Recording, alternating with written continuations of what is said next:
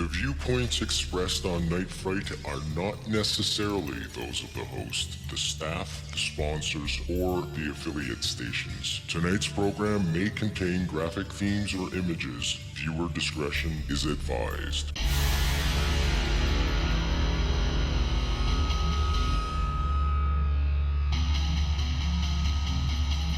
There is a time for question. There is a time for answers. There is a time to challenge. There is a time to speculate. There is a time for change. There is a time for truth. The time is now.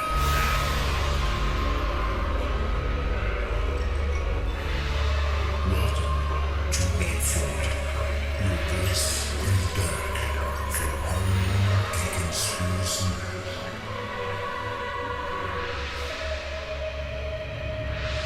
And now your host, Brent Holland.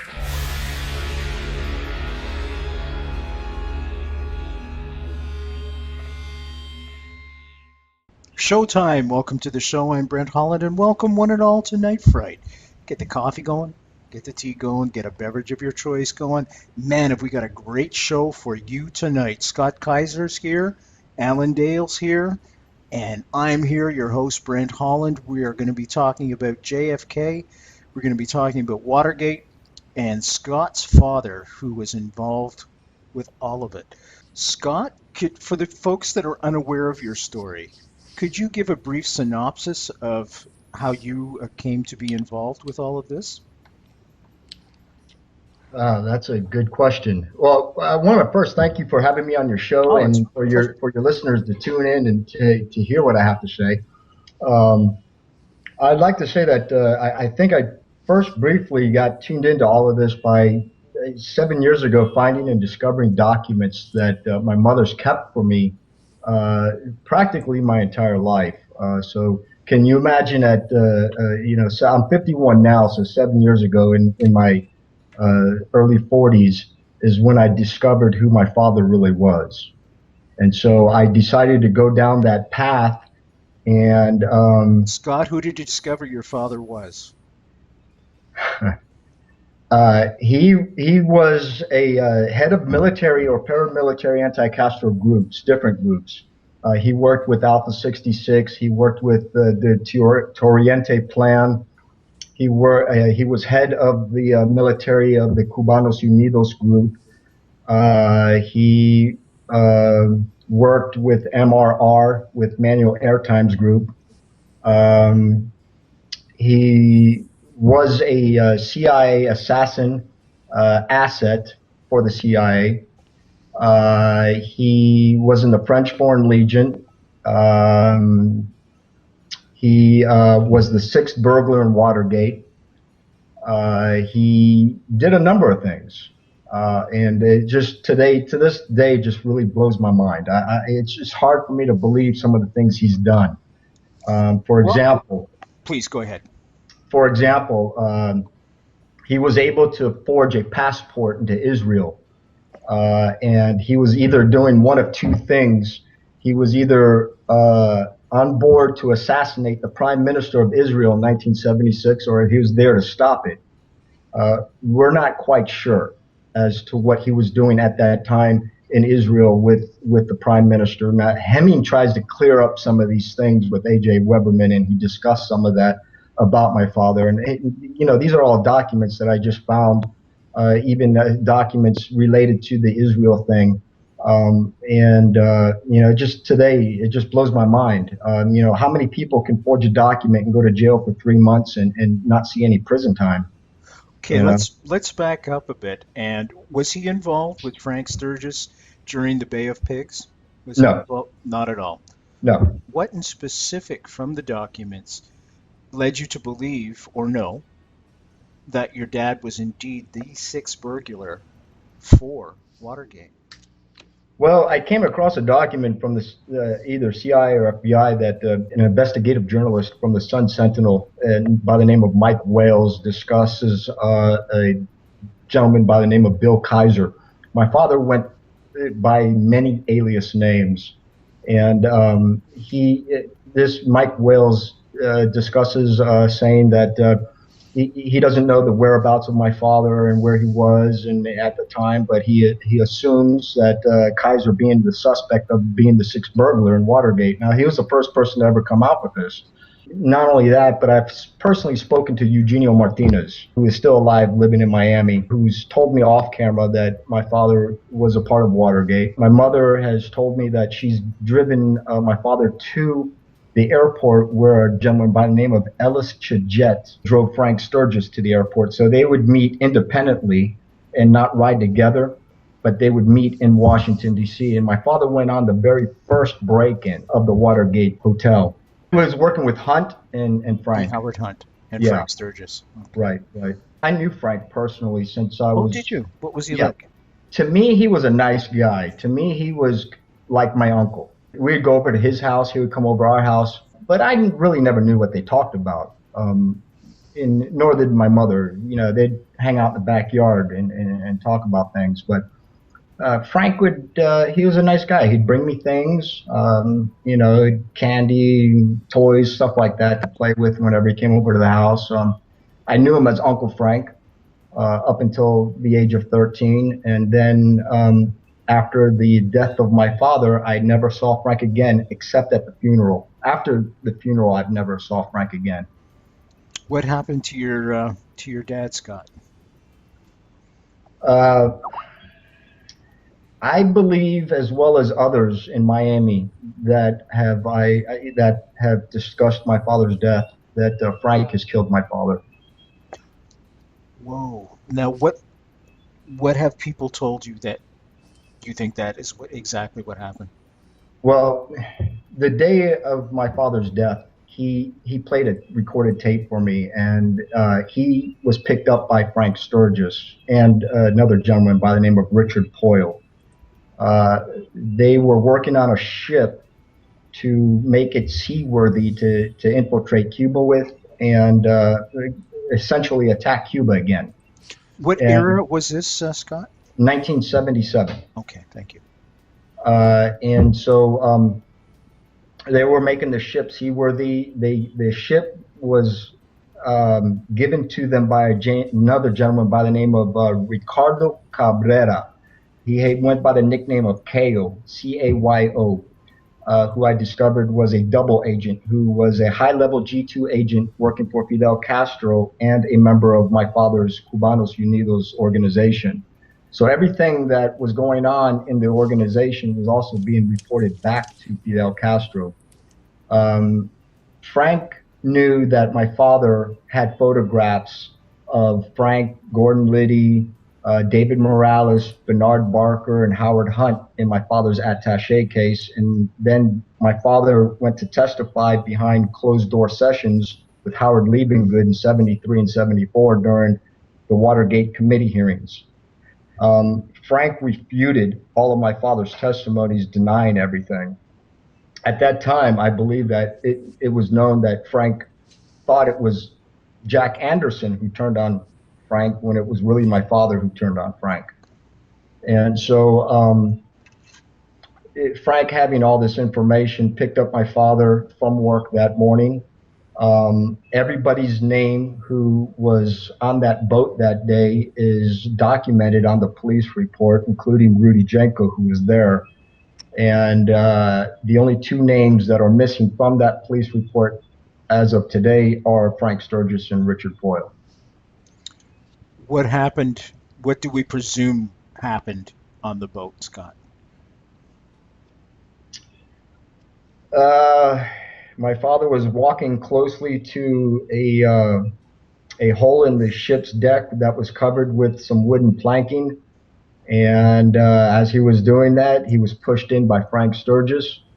And the police arrived at the scene 30 minutes later. The Miami Beach Police Department arrived at the scene, took photographs.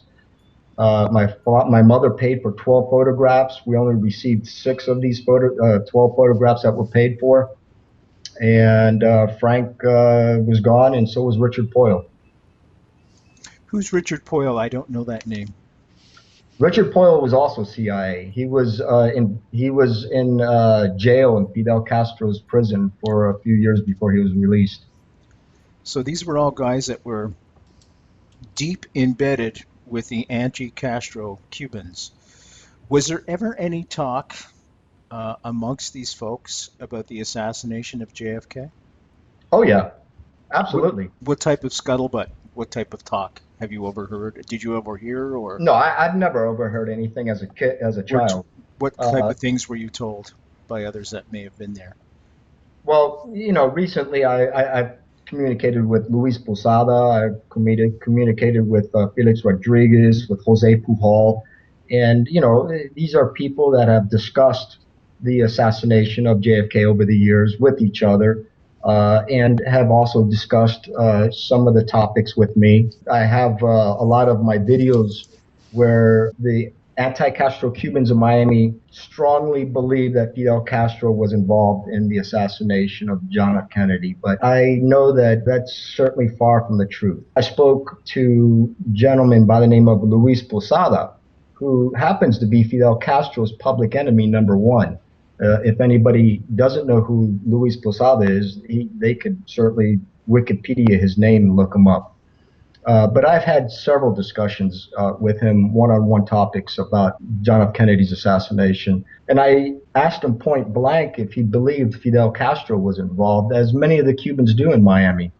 Being Fidel Castro's public enemy number one, he said no, Castro was not involved. He was aware of it. He knew it prior to it happening in advance, but it was a large operation. Any anti-Castro Cubans involved in the assassination? I would assume so. Yeah. Anybody pulling a trigger? Speculation. I don't know. The tape I heard the day my father was killed, I would put Frank Sturgis in Dallas.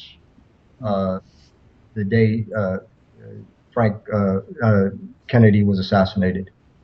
By coming forward, Scott, with this information, do you fear for yourself because you're still in that milieu? Not at all. Most of these guys are now dead, or they're in their 80s or 90s. And, if any of them are stupid enough to come and look for me, I've got a 45 here at home. Okay. Was there any discussion about removing Bobby at all? Bobby Kennedy? No, we never really talked about Bobby Kennedy. Okay. Martin? That's just information that I would dig up or just kind of look around because I was interested. But we never discussed Bobby Kennedy. What was the feeling then, Scott, when JFK didn't go into Cuba? Was there a lot of resentment, a lot of anger in the community? I constantly talk to these people. I look them up and I visit them. I mean, I consider them not just enemies of the Cuban state, but they are friends of mine as well. They talk to this day about how much resentment they have toward Kennedy and the Bay of Pigs. When Obama came out with relations between Cuba and the United States, there was a pretty big explosion going on in Miami and a lot of hatred towards Obama for that. They feel like they've been betrayed again. They feel betrayed with Kennedy and they felt betrayed with Obama. Okay. Scott, Alan? if I may, I want to share something with you that I'm sure you'll find interesting. The AARC hosted a major conference, extraordinary conference, coinciding with the 50th anniversary of the publication of the Warren Commission's report this past September of 2014. It was the 50th anniversary. One of the featured speakers was a man named Antonio Veciano, a very militantly anti-Castro Cuban leader of a paramilitary anti-Castro group called Alpha 66, one of the most infamous, in fact. And he's in his 80s now, and I thought I'd share this with you. Antonio Veciana last September said this. He said, "Like many of my exile contemporaries, at the time, in the early 1960s, I believed John F. Kennedy was a traitor to the Cuban exiles and to this country. Yet, over time, I came to recognize that President Kennedy was not a traitor, but someone who acted in the interests always of the United States of America. In my research of President Kennedy's life, I came upon the American University speech, which, to me, was one of the greatest speeches ever given by an American president. After studying that speech, I decided I couldn't go from this world without saying that John F. Kennedy was a great man and a great president who had great vision for this country and the world. Antonio Veciano. A lot of these anti-Castro Cubans have come to understand that Kennedy was out for the best interest of not only the United States, but also believed very heavily in the Monroe Doctrine. So going in and invading Cuba is not something that Kennedy wanted to do because he would go against the Monroe Doctrine. But what the Cuban people didn't understand is if we didn't go in and invade Cuba, then why did we allow Russia to go in and invade Cuba? Well, see, Russia didn't invade Cuba. They were welcomed into Cuba. Invited, right. They were invited. They were practically asked to come in. Jose Pujol, who is also a very good friend of mine, left Cuba in 1961. He was there during the time of Fidel Castro marching in on Batista in January 1959 and taking over Cuba. Jose Pujol happened to be the third person in command over Cuba underneath Che Guevara. There's a picture of Jose on my website sitting next to Che Guevara and Raul Castro at a meeting with the Russians that just happened to come in 1961. Well, when Jose saw the arrival of the Russian troops, that's when he decided to leave because he knew now Fidel Castro was turning towards communism.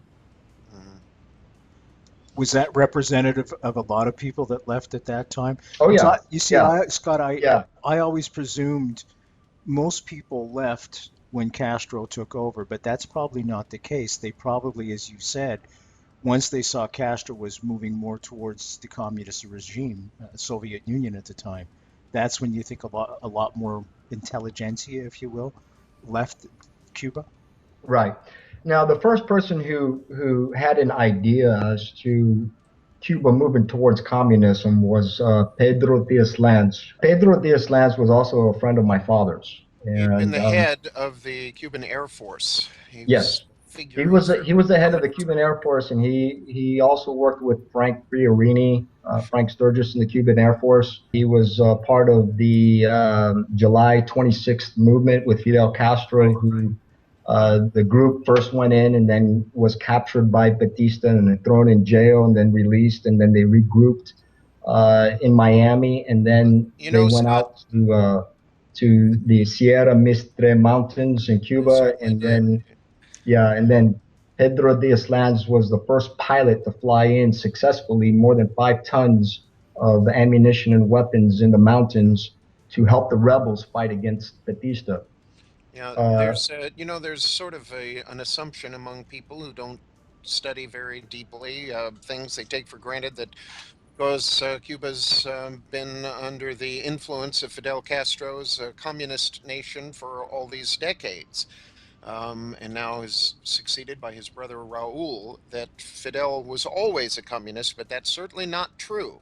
Is it? That during the period of the 26th of July movement, there were lots of people fighting with or sharing some of the same motivations, some of the same ideas as Castro, who were virulently anti-communist and remained so the rest of their lives. That is true. See, all of them believed in Jose Marti, who was the person who liberated Cuba from the Spaniards. So Jose Marti was an idol to, actually Fidel Castro idolized Jose Marti. And of course he was a hero of Cuba. But knowing and understanding Fidel Castro since childhood, being the child of the maidservant of his father, being picked on by kids, not having an identity of his own, made him the person that he is today. And so he had no other place to go but Cuba. There was no other country for him to capture and take over. He couldn't take over Bolivia. He couldn't take over Colombia or any other Latin American country other than Cuba, because that's where he came from. He even told Che Guevara, when Che went to Bolivia, when you go to fight as a rebel against the country, ask the CIA for help in arms and tell them you're fighting for democracy. Smart. Fast forwarding to Watergate, I discovered through the Howard S. Liebengood documents that the only people that knew anything about Watergate was James McCord, Frank Sturgis, my father, and Howard Hunt. Now, these are people that were going to, well, let me back up before I get into Watergate. There was a plot to assassinate Nixon. And Frank wanted to get my father involved in assassinating Nixon at the BBAW convention in 1973, prior to Nixon signing his resignation, because nobody knew where Nixon was going to go. We didn't know if he was going to, they didn't know if he was going to get impeached or if he was going to resign. So there was a plot to assassinate Nixon there. The reason why is because Nixon shut down the CIA infiltrations into Cuba. And there were 4,000 men in the CIA infiltrating Cuba. When Nixon shut it down, there were only 30 remaining men in the CIA that was still infiltrating Cuba. These men were stationed at Moa Bay, Cuba. Among those 30 remaining frogmen was Eugenio Martinez. Eugenio Martinez was one of the boat captains that brought in the frogmen from Florida or off of Key Largo into Cuba. And it was at Moa Bay where they were stationed. Well, Eugenio Martinez didn't hesitate to become a part of Watergate, but he didn't know why he was becoming a part of Watergate. He was told that they wanted to discover some documents that Fidel Castro was funding the Democratic Party, but even he knew later on that it was all untrue. The truth as to why they broke in and set it all up, and you have to remember, when you go back to Watergate, it was McCord who told them to maintain radio silence. It was McCord who left the tape on the doors, and it was Barker who left his phone book inside the hotel to get discovered with the names White House and Hunt inside Barker's telephone book that linked the White House. And now the White House has all this money trail paying out people as hush money to not say anything. But now Nixon's hands are tied because it all connected Nixon. And Nixon really tried to cover it up. Nixon was not involved in Watergate. What it was that what Watergate was truly about was Frank Perini or Sturgis, Howard Hunt, McCord, Barker, and all these guys. They wanted to extort a few $1 million out of Nixon to fund another anti-Castro operation into Cuba and liberate Cuba. That was the whole thing about Watergate, was to get the money, to get the funds to do that, because they didn't have the funds to do that. Every anti-Castro group fought hard to try to receive the funds they needed to supply for the membership of the guys that needed to get paid to infiltrate Cuba, plus to buy all the arms and weapons they needed for their men, like Alpha 66 or the Cubanos Unidos, my father's group, and all these other groups that infiltrated Cuba. Well, because they didn't get the funds they needed, they went to jail for a short period of time. Watergate linked Nixon, and Nixon resigned. So the CIA got what they wanted. They got Nixon out of office because Nixon shut down the CIA infiltrations into Cuba, but the CIA didn't assassinate Nixon. Now, when my father was getting involved with the BBAW convention, my father plainly asked Frank Sturgis, is this going to be politically motivated? Now, you'll see that a lot of the words that my dad uses in these documents, politically motivated or interplay and violent, means a lot of these Cubans were killing off other Cuban people that, just, I guess, were getting in the way of each other. Or it could have been jealousy. I don't know what it was.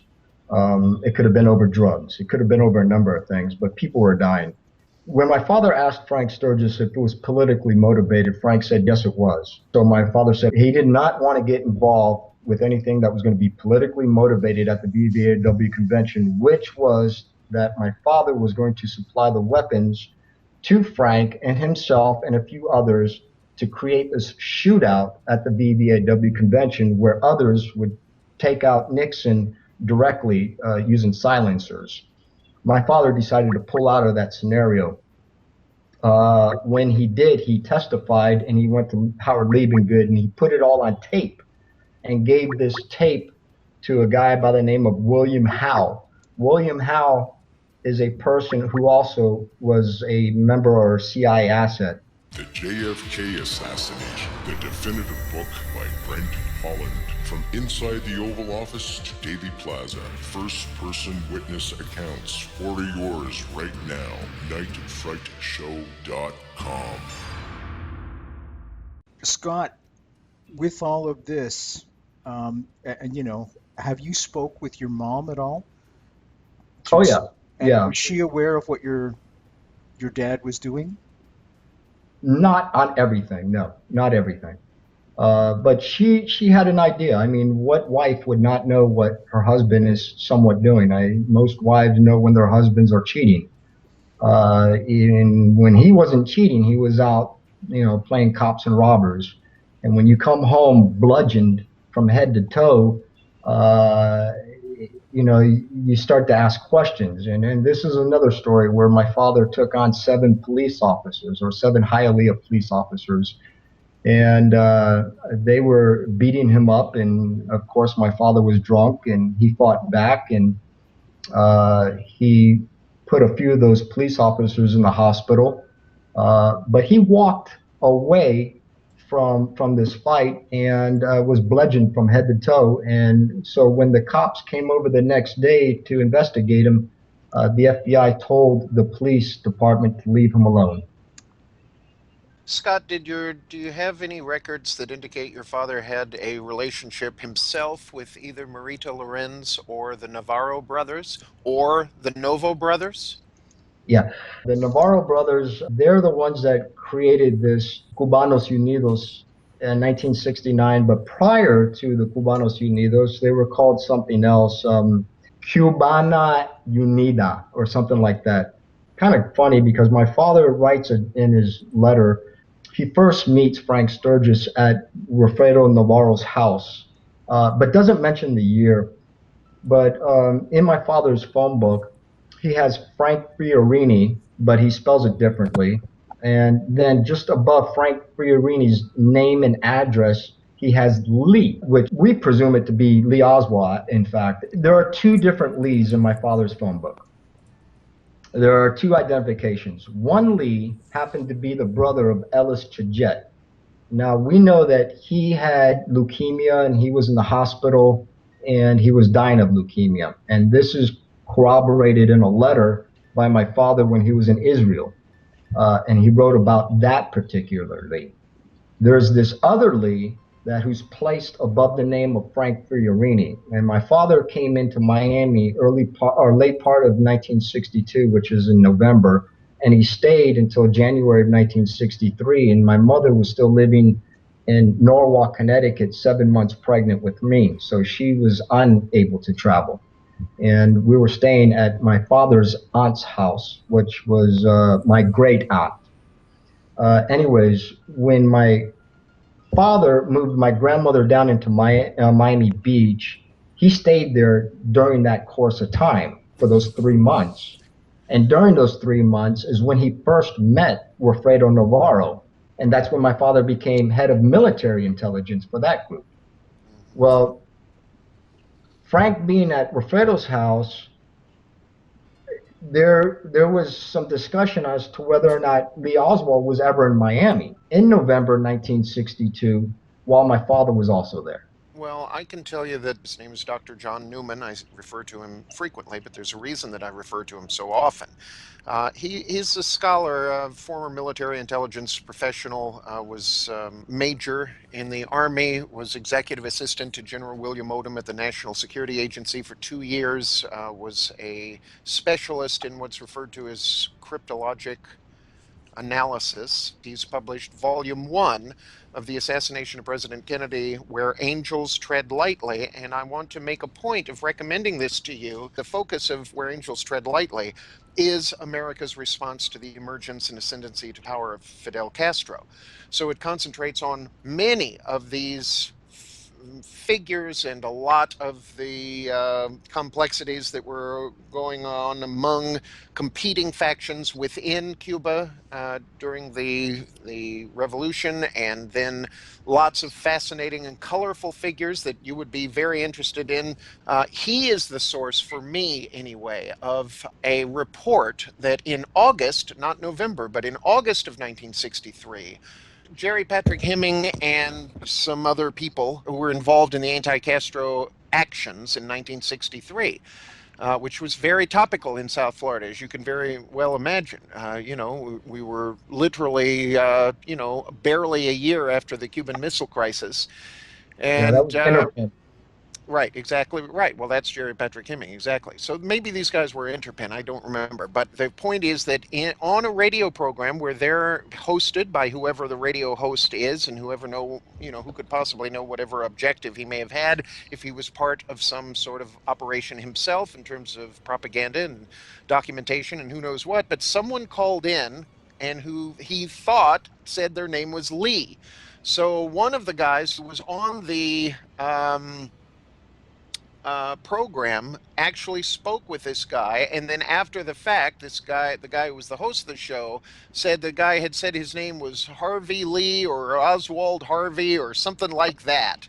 And that, inevitably, though, after the assassination, FBI does go and investigate it, and it's in the record that something is recorded in the record. We can't know anything about whether it was the Lee Harvey Oswald or if it was someone using the name, which is also another can of worms about how that name shows up in different forms, from as early as 1960. But in any event, there may be something there. And the person who was documenting this, or at least referring to it, is one of the most respected and most reliable researchers alive. And that's from Oswald and the CIA by John M. Newman. I'd like to clear one thing up. Go ahead. Over time that I've been looking into some of these people's statements, Ms. Lorenz did say there was a two-car caravan, and then she later identified Lee Harvey Oswald, Frank Sturgis, herself, and two unnamed Cubans. And then she later identified Hemming. Hemming said that he was not a part of the caravan. Hemming said that it wasn't the Noble brothers in bloody treason, that it was somebody else, two other brothers. In a CIA document that I discovered, it just says two unnamed Cubans. In Mark Slane's cross-examination to Marita Lorenz, she, I don't believe, could get the names correct, or she mentioned the Nobles brothers but was uncertain. So this is what led me to believe that it wasn't the Nobles brothers, but it was the Navarro brothers. And the reason why is because the Nobles brothers, who was a part of Operation 40, didn't work with Frank Sturgis. Although they were a part of the same group, they didn't work with Frank Sturgis or Hemming at the time. Both Navarro brothers did. Navarro, in fact, Wilfredo Navarro testified at the Rockefeller Commission with Frank Sturgis. And so as close as they were together, it led me to believe that the real two brothers that went along were Romy Navarro and Wilfredo Navarro. And that's just my opinion. I don't have any proof as of yet, and I'm still digging. Like the rest of us. Go ahead, Alan, please. Marita Lorenz testified before the House Select Committee on Assassinations. Gaten Fonse, he was the great investigator for the House Select Committee, reported in his book, The Last Investigation, what he observed in sort of privately between Frank Sturgis and Marita Lorenz was that behind the scenes they sort of had an understanding that there was a lot of lying going on. And I can tell you that her House Select Committee testimony, she simply declared that Frank Sturgis was a gunman behind the Grassy Knoll. So I don't know many people or any, for that matter, that would take anything that either one of those people, Frank Sturgis or Marita Lorenz. I don't know many serious researchers who would invest much into their integrity or veracity. I want to make a correction because I've found the entry with regard to this radio thing. You're exactly right. And I was mistaken. It was indeed early November of 1962. After the assassination, there was some investigation and it was inconclusive, basically, and no wonder. The fact is that this event was documented as having taken place in late November of 62. It says Oswald's participation in a live debate on WDSU radio in New Orleans in August of 63 is covered, but that there was this additional event from November of 62 that Jerry Patrick Hemming was one of there, and that one of the people said that Oswald did speak on the phone, but he does not know if they agreed to an appointment date, that he knew that the caller said he stayed up to hear the program so that he could call and attempt an appointment with the participants on the show. And the reason for that is he wanted to be able to join their efforts. So it sounds like an infiltration of some kind, and that's all I can tell you. But I was confused. I'd like to quickly touch on the subject of where you had mentioned Marita Lorenz's testimony with Mark Lane, right? And her contradictory story, sure, along with everybody else, which brings the question: why would Frank leave Miami, head to New York with a plot to assassinate her, and then her daughter was waiting behind the bushes for Frank and was caught with a gun in her own hand to kill Frank before he killed his mom, and then was arrested by Jim Rothenstein. Jim Rothenstein, who was a New York police officer, right, I remember that name, was also involved in the Bay of Pigs. And then later I talked to Jim Rothenstein, and I recorded my conversation with him, and he even mentioned that Frank told him that he was a part of the assassination. His story was indeed that Sturgis had flatly said to him that he was one of the shooters on the Grassy Knoll in Dealey Plaza. However, he went on to say that Watergate burglar, sort of, and all-around weirdo, G. Gordon Liddy had murdered Officer J.D. Tippit. So, what evidence do we have of any such thing if they're coming from the same person who says that he himself was one of the shooters behind the Grassy Knoll, and which is improbable to me for a couple of reasons. And in addition to that, he also claims that G. Gordon Liddy had murdered J.D. Tippit as part of the coordinated operation so that Oswald would be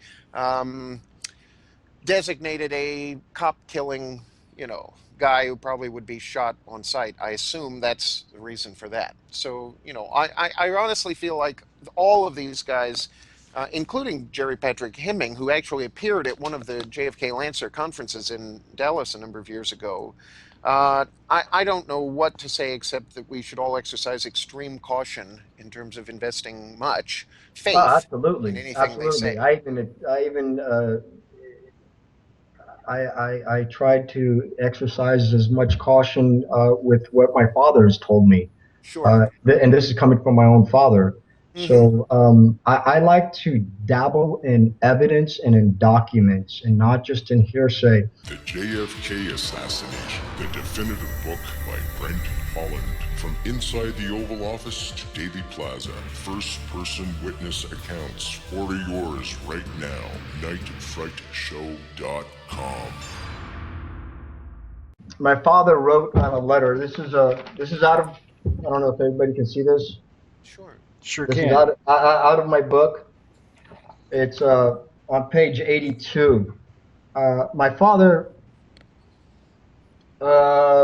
worked for William Paulie. William Paulie was a gentleman who was a part of the Bail Paulie mission to go into Cuba and successfully remove some secret spies from the Russian army who wanted to turn themselves in and seek amnesty in the United States and probably tell them what was going on. However, we know that there were no Russians to retrieve out of Cuba.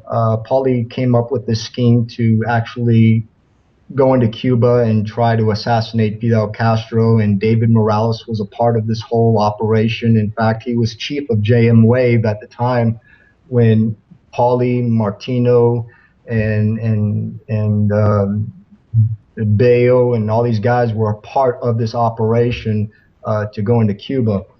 And so my father writes in this letter, and I'm paraphrasing what he says here. He says, I asked William Paulie if he would ask Nixon to help. Now, I can only assume that the help my father was looking for was to receive amnesty or receive something to not have him thrown in jail for being part of Watergate. So Or what was the year of that letter, that request? 1973. 73. 1973 is when my father wrote the letter. So he writes, I asked Paulie if he'd asked Nixon to help, but I heard no answer. The boat he gave us to infiltrate Cuba with, Raymond wanted to attack Castro's fishing boats. This Raymond that I discovered was actually Raymond Orozco. Raymond Orozco was Wilfredo Navarro's bodyguard. Whoa. And he went by the nickname of El Pirate, or the Pirate. The reason why they called him the Pirate, because he was known for sinking Fidel Castro's fishing boats. And so he was he was very good at doing that. Huh. Let me read the rest of this letter. It says, Paulie paid me $700. This is the most I made in one day, and the first time I received so much. I'm not sure if I'm able to trust Paulie. Paulie once said, spending my money on getting rid of Kennedy was my best investment. Oh. Now this is coming from my father, and he's talking about Paulie. Now there's another letter in here that he talks about, which is Watergate himself, and that's a letter I'm trying to quickly find here. And you know, and then now there's also more documents that we've come across that is quite interesting, because these are documents that are not in the book. And I'm going to tell people the name of the book. Our guest tonight is Scott Kaiser. Alan Dale is also joining us, and Scott's book is called Edward Kaiser. Edwin Kaiser. Edwin Kaiser. Covert Life. Yeah. He says, this is what my father says. He says, 5 of the 6 men involved in Watergate were from the Bay of Pigs. 6 out of 6 from Miami. Okay, so my father was never involved. He was not involved in the Bay of Pigs, but he's saying 6 out of 6 were from Miami.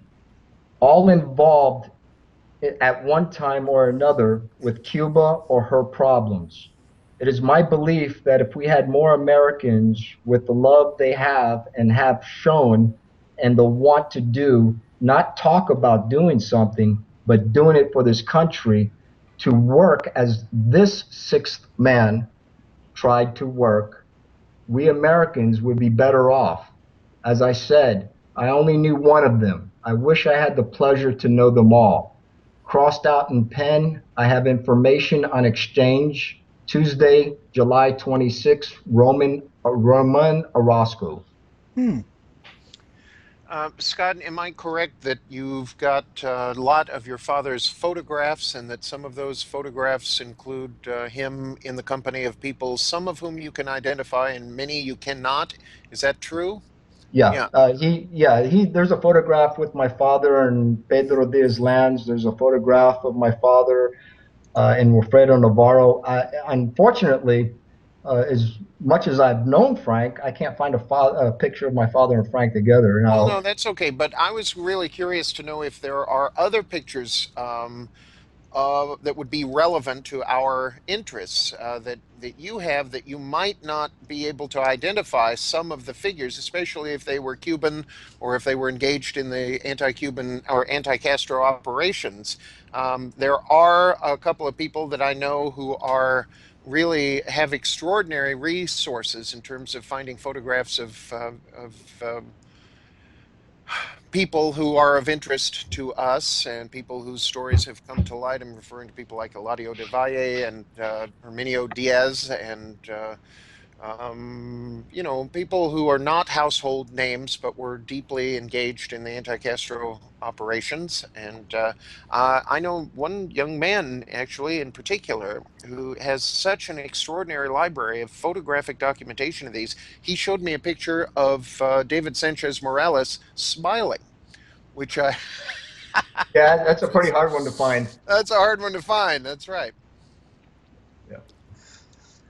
Scott, I've got a couple of questions for you, if I may. E. Howard Hunt and his deathbed confession. Do you give any credence to it? What's your opinion, your perspective of it? Again, this is just my opinion, but that deathbed confession that I've listened to over and over and over has kept me up at night, and I don't sleep well. And I try to connect dots in my head, but then the more of a story I put out there, the more bizarre it starts to seem, or the more bizarre it starts to get. And the reason why I say this is because Hunt identifies a French shooter, and and the BBC came out with a French guy in 1985 or 86, and then a few other researchers have came out with a French the French connection, and so on and so forth. And Hunt never really gives us who this French person is. And maybe he saw some of those same programs or read some of those same books. Scott, what do you think?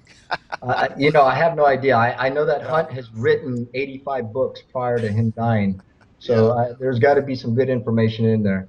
But I try to put a chronological year to every scenario of Hunt's story, and so and I come up with it over and over, and then the more I come up with the story, the more bizarre it gets. Have you ever met up? Have you ever met up with St. John Hunt with compared notes about being the son of, interesting figures who were involved in clandestine operations? We've compared notes. We've cried with each other. We've held each other in each other's arms. We can't believe the things that our fathers have gone through. St. John Hunt is a good friend of mine. I consider him a brother in arms. We share stories back and forth. He calls me from Miami. I'll call him, and we have an incredible relationship. And I always look forward to seeing him every November. Good. So, yeah, he's a wonderful, wonderful guy. Does he believe his father's story? Going back to that story of Hunt's death. Yeah, it's okay, Scott. I was going to ask you: does St. John, in his heart of hearts, believe in his father's deathbed confession? Yes, he does. Okay. Yeah. Fair enough. Yeah. What son wouldn't want to believe what their father's telling them? Of course. And it's really hard to say, okay, my father's a liar. Why would he give me this information and lie to his son? Your own family. I mean, and I'm sure fathers do it all the time. They lie to their children. But over something like this, how can you actually give your son some information and not think it to be somewhat credible or true? And so going back to Howard Hunt's deathbed confession, the chronological time that I tried to put to this is that the Bay of Pigs happened in 1960. Well, let me back up. Bay of Pigs started first in 1961. Then we came out in 1962 with the Cuban Missile Crisis. 1960, my father comes from France, and he's in the French Foreign. He just got out of the French Foreign Legion. He was there for 2.5 years, or a year and a half to 2 years in the French Foreign Legion, and saw some heavy action in South Africa against the Arabs, and he was trained as a sniper. So he gets out of France in 1960 under a French visa. He gets involved with Operation Willow Freeze in Alaska, and this is the first time he's stealing government property. And now he's stealing fuel from the government, but then there's this overturned vehicle that somewhere in Alaska was a government overturned vehicle that was in an accident. My father goes and he strips the entire vehicle, and he finds 2 M2 rifles in the vehicle and takes them. To this day, those M2 rifles have never been found by the U.S. government. Everything else has been recovered. The radiator has been covered. Some of the gas cans have been recovered. The rear axle has been recovered, but the guns have never been recovered. So this is 1961 when my father gets involved in that.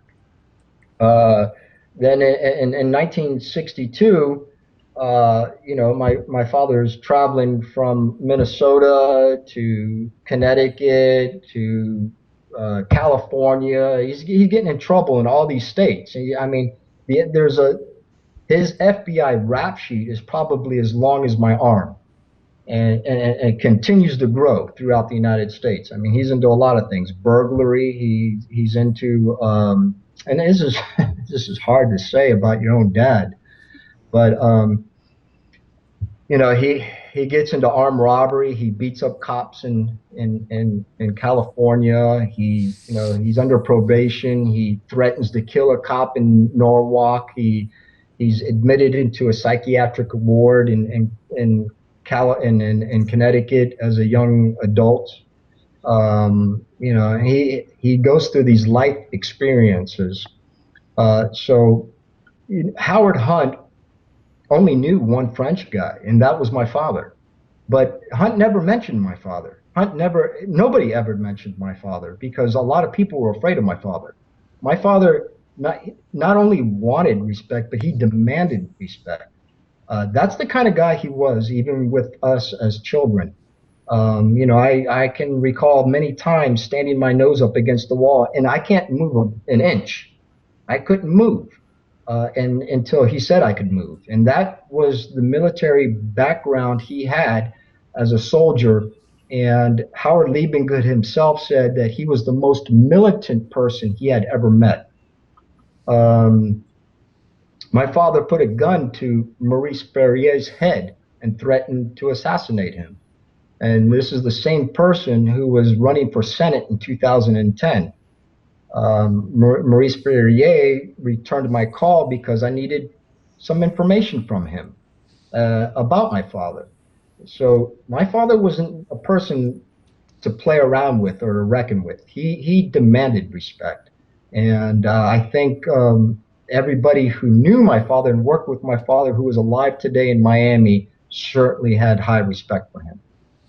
When you ask, or when you describe the facts of your father's story and all of the criminality, some petty and perhaps some that was not petty, how much time this is a personal question, and I don't want to ask something that's inappropriate or that makes you uncomfortable, but it is an interesting story, and I think anyone acquainted with your story, confronted by these things. So your father's story is one thing, and that's certainly Only interesting. got 2 minutes, Alan. Your story is also interesting. My question is, have you spent much time agonizing over the why of your father's behavior? Every day, every night. One of the reasons why I don't sleep. Yeah. Well, thanks for being honest, and thanks for describing it to us. It's very interesting. Thank you. Scott, now that the book has come out, do you find it's part of a healing process for you? A little bit cathartic in any sense? I don't think I'll ever fully be healed. I don't think this is something that I think it's a weight lifted off of me that I'm able to talk about it. I think that the more I talk about it, the more I start to get healed by it. But I don't think I'll ever fully be healed because more than 40 years I've been lied to by my dad as to who he was and what he did. And, you know, I assumed he worked at this junkyard. When I was a kid, I thought he owned his junkyard, and I thought we were a millionaire family, and I thought that things were going great until, you know, my father goes through a divorce, but, you know, then my father is in and out of our lives. And how does a child live with that? How does anybody live with that? Understood. You know? Completely understood. And as we all know, the case is very, very complex. Once you go down that rabbit hole, man, you're going everywhere at once. We're going to have to start to wrap up in a second. I just wanted to ask you, though, was there any mention of Santos Traficante in any of the conversations you've held with people? Yeah. I've talked to a few people. I believe I even have them on tape, on my YouTube tape. Richard Poyle, uh, who is the person or one of the people that picked my father up the morning of his death, lived across the hall from Santos Traficante. So he knew a great deal of what was going on. Many of the Cubans believed that my father and Frank Sturgis were working for Santos Traficante in the mafia, and they believed that my father was a part of the mafia. And so these are just documents that they just pop up. They keep popping up and document. The more I dig, the more heartbreaking it really is for me. Courage, my friend, courage. You're doing a great service to everybody to dig for the truth. Thank you. www.nightfrightshow.com. Click on tonight's guest book cover. Get this book. It is jam-packed with even more information about the covert operations that we've been discussing tonight. Alan Dale, of course, JFKLancer.com. Just look for Alan Dale's conversations with great folks like Peter Dale Scott, Dr. John Newman, and a host of others. I'm Brent Holland from Night Fright. Thank you all for joining us. See you next time.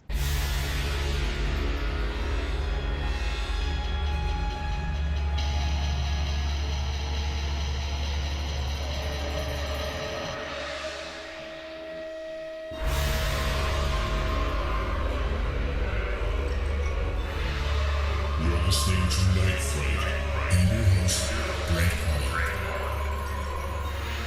The time is now. Your voice in the dark for paranormal and conspiracy.